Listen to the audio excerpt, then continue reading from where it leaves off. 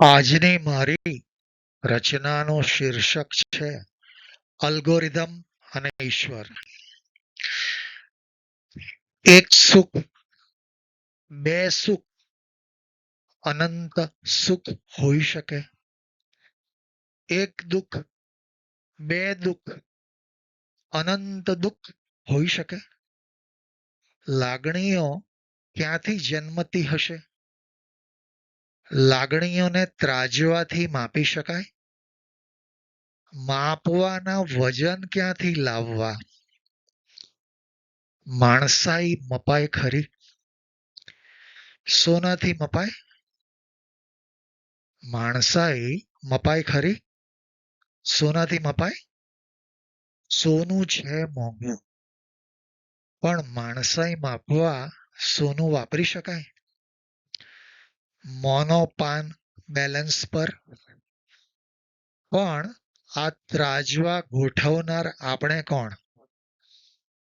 આ ત્રાજવા ગોઠવનાર આપણે કોણ? આપણે તો માત્ર જીવતું માધ્યમ છીએ, જે પોતે જીવતર અનુભવે છે. સાચું માપ તો ઈશ પાસે જ. સાચું માપ તો ઈશ પાસે જ, જે શૂન્યતાની પાછળ અદ્રશ્ય બેઠો છે. આપણે ત્રાજવાના પલ્લા બદલતા રહીશું ભવો ભવ સુધી. આપણે ત્રાજવાના પલ્લા બદલતા રહીશું ભવો ભવ સુધી. જ્યારે અલ્ગોરિધમ ઈશનું સાચું ઠરશે. જ્યારે અલ્ગોરિધમ ઈશનું સાચું ઠરશે.